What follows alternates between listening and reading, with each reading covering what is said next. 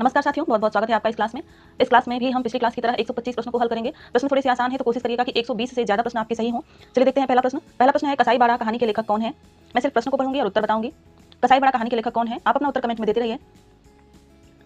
कसाई बाड़ा कहानी शिवमूर्ति की है, राइट आंसर हो जाएगा ऑप्शन नंबर ए। अगला प्रश्न है छत्तीसगढ़ी बोली का संबंध किस उपभाषा से है। सही उत्तर है इसका पूर्वी हिंदी से। अवधि बघेली छत्तीसगढ़ी तीनों पूर्वी हिंदी के अंतर्गत आती हैं। अगला प्रश्न है मुख कमल समीप सजे थे दो किसलय दल पुरैनी के, उपयुक्त पंक्तियों में कौन सा अलंकार है। आपको बताना है इन पंक्तियों में कौन सा अलंकार है। मुख कमल समीप सजे थे दो किसलय दल पुरैन के, यहाँ थोड़ा सा मिसप्रिंट हुआ है, पुरैन रहेगा। पुरैन यानी कमल का पत्ता होता है और इसका सही उत्तर है रूपक। इनमें रूपक अलंकार है। अगला प्रश्न लेते हैं इनमें से कौन सा उपन्यास जीवनी परक है। आपको बताना है इनमें से कौन सा उपन्यास जीवनी परक है। अमृतलाल नागर द्वारा लिखित खंजन नयन जो है सूरदास की जीवनी है, जीवनी परक उपन्यास है, राइट आंसर है इसका ऑप्शन नंबर 3। अगला प्रश्न है इन मुसलमान हरिजनन पर कोटि के हिंदू निवार्य, यह कथन किसका है। आपको बताना है यह कथन किसका है। सही उत्तर है भारतेंदु हरिश्चंद्र। अगला प्रश्न बुद्धू का कांटा कहानी के लेखक कौन है। बुद्धू का कांटा कहानी के लेखक कौन है। सही उत्तर है चंद्रधर शर्मा गुलेरी। इन्होंने कुल 3 कहानियां ही लिखी हैं, बुद्धू का कांटा, सुखमय जीवन और उसने कहा था, और तीनों ही बहुत ही अच्छी कहानियां हैं। उसने कहा था तो हिंदी की सर्वश्रेष्ठ कहानी मानी जाती है। अगला प्रश्न है कमल नयन में कौन सा समास है। कमल नयन में कौन सा समास है। सही उत्तर है कर्मधारय समास। अगला प्रश्न है दुलाई वाली किस विधा की रचना है। प्रश्न संख्या 8 है दुलाई वाली किस विधा की रचना है। सही उत्तर है कहानी। बंग महिला की कहानी है, हिंदी की प्रथम महिला कहानीकार मानी जाती हैं बंग महिला, और उन्हीं की कहानी है दुलाई वाली। अगला प्रश्न है भूल गलती कविता के लेखक कौन है। भूल गलती कविता के लेखक कौन है। सही उत्तर है मुक्तिबोध। मुक्तिबोध की कविता है भूल गलती। अगला प्रश्न देखते हैं। अगला प्रश्न है प्लाट का मोर्चा रिपोर्टाज के लेखक कौन है। प्लाट का मोर्चा रिपोर्टाज के लेखक कौन है। प्लाट का मोर्चा रिपोर्टाज शमशेर बहादुर सिंह का है, राइट आंसर है इसका ऑप्शन नंबर 3। अगला प्रश्न है रेलगाड़ी शब्द कैसा है। संकर है, देशज है, विदेशी है या तद्भव है। रेलगाड़ी शब्द कैसा शब्द है। सही उत्तर है इसका संकर शब्द। अगला प्रश्न है एक भारतीय आत्मा निम्न में से किस कवि का उपनाम है।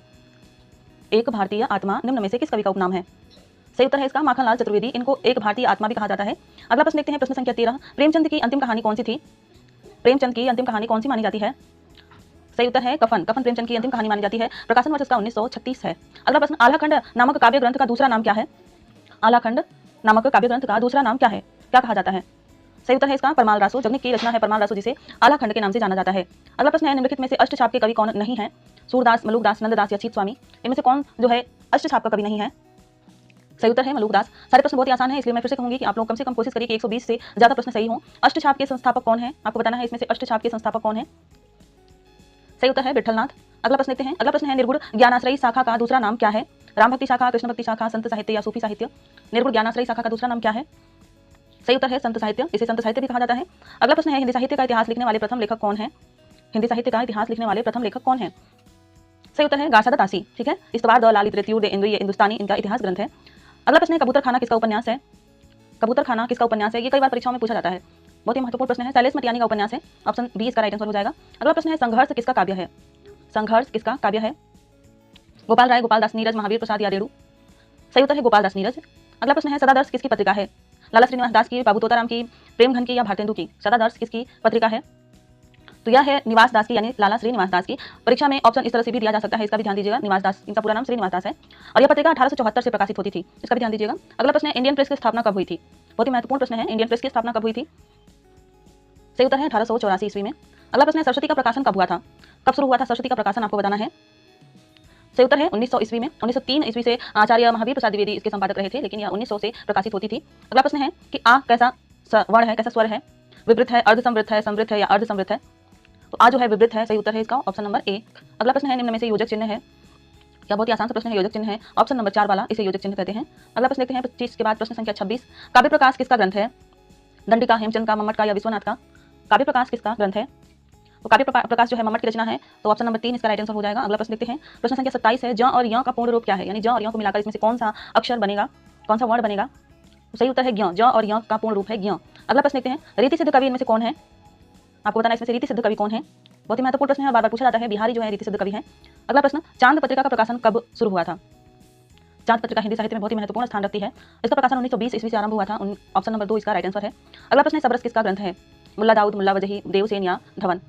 सबरस किसका ग्रंथ है, यह मुल्ला वजही का ग्रंथ है, तो राइट आंसर हो जाएगा ऑप्शन नंबर 2 मुल्ला वजही। अगला प्रश्न है इनमें से अद्वैतवादी कवि कौन है, कबीर, रहीम, सूरदास या तुलसीदास।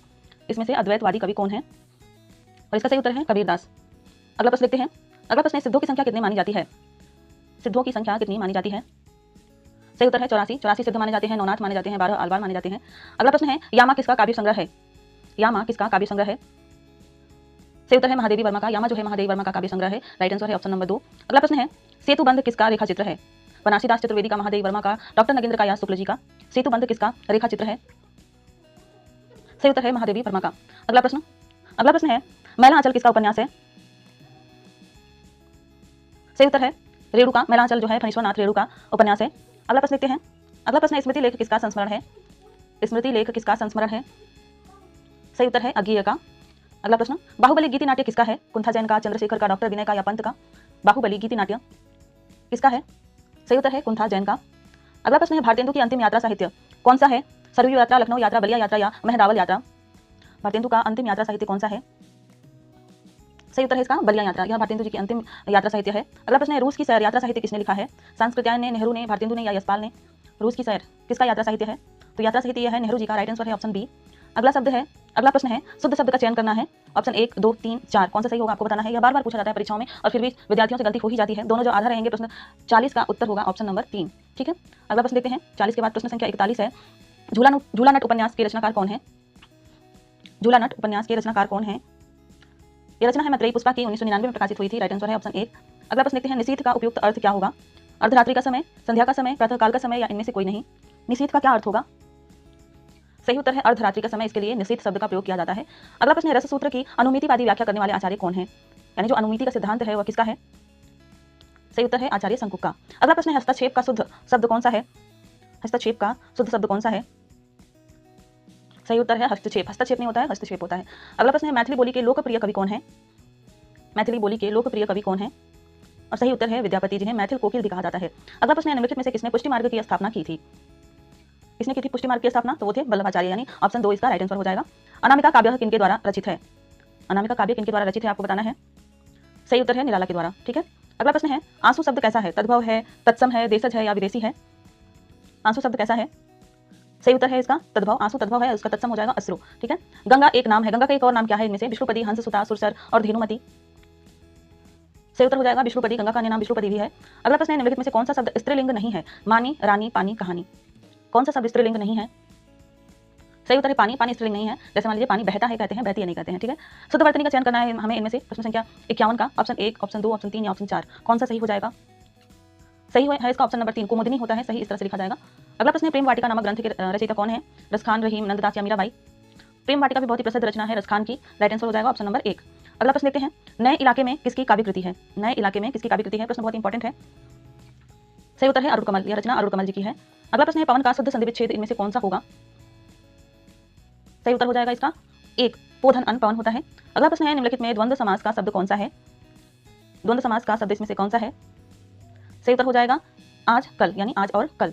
अगला प्रश्न है प्रश्न संख्या 56, आर्द्री शब्द का क्या अर्थ होगा? दुख, गीला, व्यर्थ या पर्वत? सही उत्तर हो जाएगा पर्वत। अगला प्रश्न देखते हैं। प्रश्न है निम्नलिखित में से कौन मनोविश्लेषणकार कथाकार नहीं है? इलाचंद जोशी, जैनेन्द्र, सुदर्शन या अज्ञेय? इसमें से कौन मनोविश्लेषणवादी कथाकार नहीं है? तो वह है सुदर्शन। बाकी तीनों जो है मनोविश्लेषणवादी कथाकार हैं।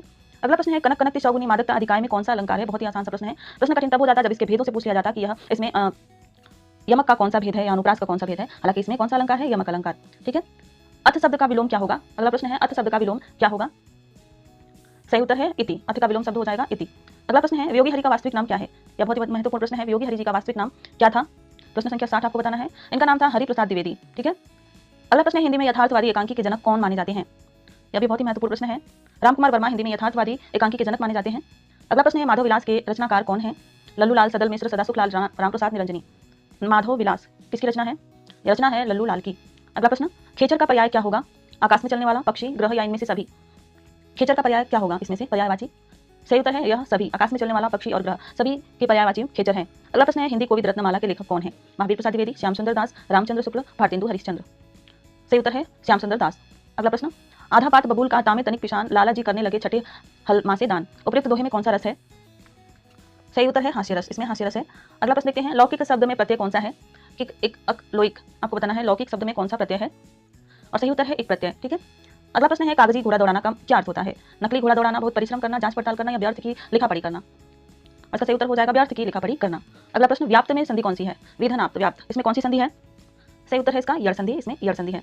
अगला प्रश्न देखते हैं प्रश्न संख्या 69 यानी 69, संस्कृत के किस कवि के लिए घंटा विशेषण का प्रयोग हुआ है? बाणभट्ट, माघ, भारवी या श्रीहर्ष? किनको घंटा भी कहा जाता है? आपको बताना है घंटा विशेषण किसके लिए प्रयुक्त होता है? सही उत्तर है माघ के लिए। अगला प्रश्न पूछा गया है कि नकेनवाद किस काव्यधारा के लिए प्रयुक्त हुआ है? नकेनवाद किस काव्यधारा के लिए प्रयुक्त हुआ है? सही उत्तर हो जाएगा प्रयोगवादी काव्यधारा के लिए। अगला प्रश्न है देशांतर काव्य कृति किसकी है? अज्ञेय की, नरेश मेहता की, धर्मवीर भारती की या मुक्तिबोध की? देशांतर काव्य कृति किसकी है?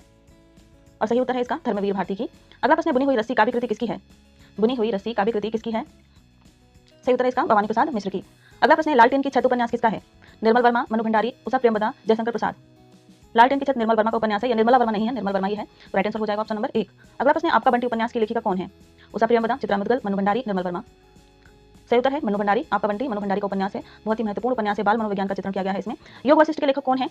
राजा शिव प्रसाद सिंह, राजा राम प्रसाद निरंजनी, राजा राम मोहन राय या सदल मिश्र। योग वशिष्ठ के लेखक कौन है? सही उत्तर है राम प्रसाद निरंजनी, ऑप्शन 2 इसका राइट आंसर हो जाएगा। अगला प्रश्न है प्रगतिवादी कवि इनमें से कौन है? इनमें से प्रगतिवादी कवि कौन है? सही उत्तर हो जाएगा केदारनाथ अग्रवाल। अगला प्रश्न अपने काव्य जीवन के उत्तर में अरविंद दर्शन से प्रभावित कवि कौन है? यह भी बहुत इंपॉर्टेंट प्रश्न है। अपने काव्य जीवन के उत्तर में यानी बाद में अरविंद दर्शन से प्रभावित कौन हो गए थे? तो वो हुए थे सुमित्रानंदन पंत। ठीक है। अगला प्रश्न है प्रगतिवादी समीक्षक इनमें से कौन से हैं? शुक्ल जी, गुलाब राय, रामविलास शर्मा या श्याम सुंदर दास। तो प्रगतिवादी जो समीक्षक हैं वो रामविलास शर्मा है, राइट आंसर है ऑप्शन नंबर 3। अगला प्रश्न जो है एक कथन है छायावाद स्थूल के प्रति सूक्ष्म का विद्रोह है, या कथन किसका है? और यह भी बार बार पूछा जाता है, इंपॉर्टेंट है, आपका रिवीजन हो जाएगा। यह कथन है डॉक्टर नगेंद्र जी का। अगला प्रश्न है प्लवंग शब्द का क्या अर्थ है? ये यहाँ पर अंक की मात्रा भी रहेगी, प्लवंग शब्द है, प्लवंग शब्द का क्या अर्थ है? सही उत्तर है बंदर। ठीक है। अगला प्रश्न है योग रूढ़ शब्द इसमें से कौन सा है? प्रश्न संख्या 81 है, इनमें से योग रूढ़ शब्द कौन सा है? योग रूढ़ शब्द हो जाएगा दशानन। ठीक है। अगला प्रश्न है निम्नलिखित में कौन शब्द राजा का विलोम नहीं है? रानी, रंग, प्रजा, सेना। इसमें से राजा का विलोम कौन नहीं है? तो वह है सेना, राइट आंसर हो जाएगा ऑप्शन नंबर 3। अगला प्रश्न निम्न में से शुद्ध रूप कौन सा है? आपको बताना है इसमें से शुद्ध रूप कौन सा है। तो शुद्ध रूप हो जाएगा ऑप्शन नंबर 2 हतोत्साहित, यह शुद्ध रूप हो जाएगा। अगला प्रश्न देखते हैं, प्रश्न संख्या 84 है, हिंदी का प्रथम व्याकरण लिखने वाले विद्वान कौन है? अभी बहुत ही महत्वपूर्ण प्रश्न है। हिंदी का प्रथम व्याकरण लिखने वाले विद्वान कौन है? वह है जेसुआ केटलर। ठीक है, इन्होंने हिंदी का प्रथम व्याकरण लिखा था। अगला प्रश्न है तिलचट्टा नामक रचना के रचनाकार कौन है? तिलचट्टा नाटक के रचनाकार कौन है?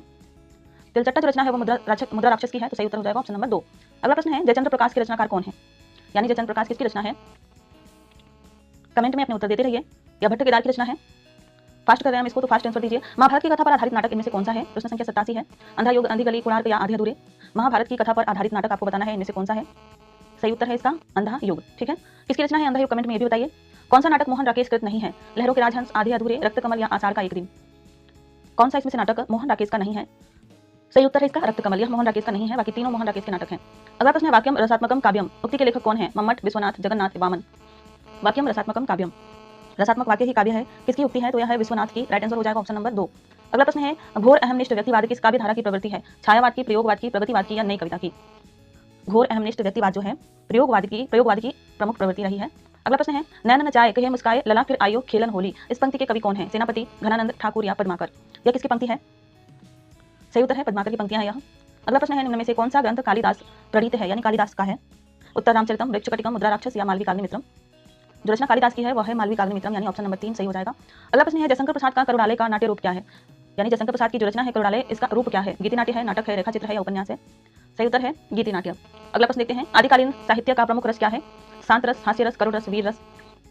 तो आदिकाल का एक अन्य नाम वीर गाथा काल भी है, तो इसका प्रमुख रस जो है वो वीर रस हो जाएगा, राइट आंसर हो जाएगा ऑप्शन नंबर 4। अगला प्रश्न है छायावाद का पूर्वाभास किस कवि की रचनाओं में प्रकट हुआ है? मुकुटधर पांडे, रूपनारायण पांडे, लोचन प्रसाद पांडे या श्याम नारायण पांडे।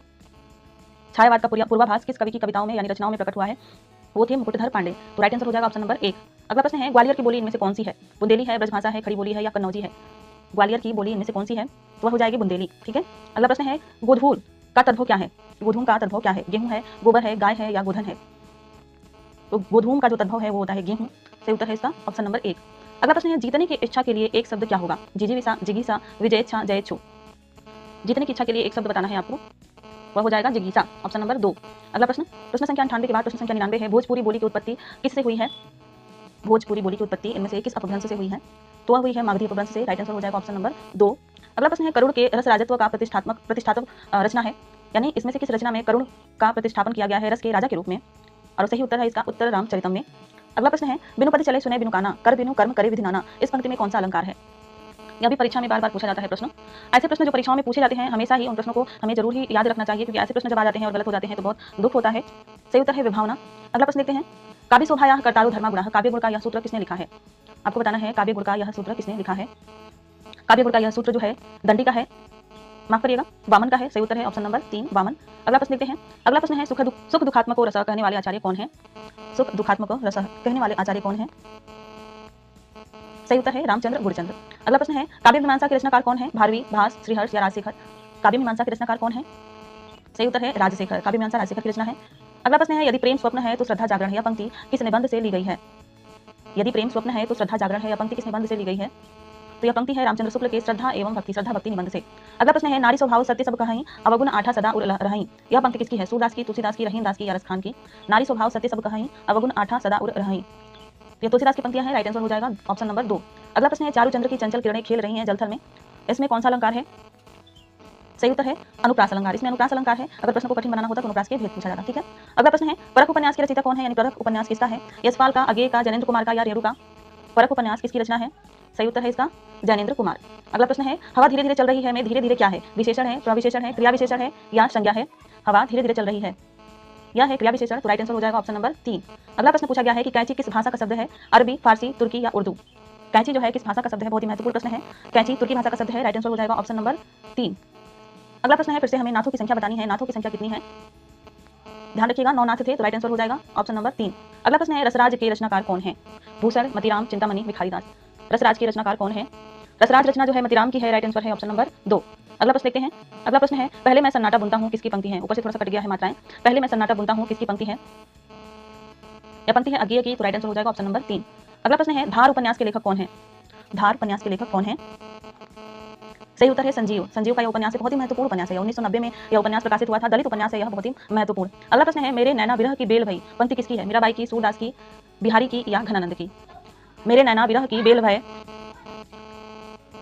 सही उत्तर है सूरदास। यह पंक्तियां सूरदास की हैं। अगला प्रश्न देखते हैं। अगला प्रश्न है इलाहाबाद किस बोली क्षेत्र में आता है? इलाहाबाद का नाम प्रयागराज हो गया है, तो परीक्षा में प्रयागराज पूछा जाएगा। तो प्रयागराज किस बोली क्षेत्र में आता है? अवधी, भोजपुरी, खड़ी बोली या उर्दू? हम सभी जानते हैं इलाहाबाद अवधी के क्षेत्र में आता है। अवधी बोली वहां पर बोली जाती है स्थानीय लोगों द्वारा। बीजक के संकलन करता कौन है? यह भी बहुत ही महत्वपूर्ण प्रश्न है। बीजक कबीरदास की रचनाओं का संकलन है, जिसका संकलन किया था कबीरदास के शिष्य धर्मदास ने। अगला प्रश्न है तद्भव किसकी पत्रिका है? अखिलेश की, मिथिलेश की, प्रयाग शुक्ल की या अगेय की? तो सही उत्तर हो जाएगा इसका अखिलेश की। ठीक है, अगला प्रश्न विलोम किसका पात्र है? इनमें से किस रचना का पात्र विलोम है? आषाढ़ का एक दिन, झूठा सच, तमस या चंद्रगुप्त? विलोम जो है आषाढ़ का एक दिन का पात्र है। मोहन राकेश की रचना है यह। अगला प्रश्न देखते हैं। प्रश्न संख्या 120 रामचंद्र शुक्ल जी का जन्म कब हुआ? जन्म नहीं, जन्म कब हुआ था? 1880 में, 1889 में, 1864 में, 1884 में? बहुत ही महत्वपूर्ण प्रश्न है यह। शुक्ल जी का जन्म 1884 में हुआ था। राइट आंसर है इसका ऑप्शन नंबर 4। अगला प्रश्न है हिंदी के प्रथम कवि कौन है? सरहपा, लुईपा, पुष्पदंत और धनपाल? इस प्रैक्टिस सेट में बहुत सारी त्रुटियां हैं। यहाँ पर लुईया नहीं रहेगा, लुईपा रहेगा। तो हिंदी के प्रथम कवि जो है सरहपा है। इनको माना था राहुल सांकृत्यायन ने, लेकिन सर्वमान्य मत है कि हिंदी के प्रथम कवि सरहपा है। अगला प्रश्न है केसरी किसका पर्यायवाची है? हनुमान का, सिंह का, मछली का या हिरण का? केसरी जो कहते हैं वो सिंह को कहते हैं। राइट आंसर है ऑप्शन नंबर 2। अगला प्रश्न है गोदान किस वर्ष प्रकाशित हुआ था? 1935, 1963 में, 1936 में, 1935 में, 1921 में? गोदान का प्रकाशन वर्ष है 1936 ईस्वी। राइट आंसर हो जाएगा ऑप्शन नंबर 3। अगला प्रश्न है कामायनी खंड काव्य है, माफ करिएगा, प्रश्न है कामायनी काव्य कैसा है? खंड काव्य है, गीति काव्य है, महाकाव्य है या चंपू काव्य है?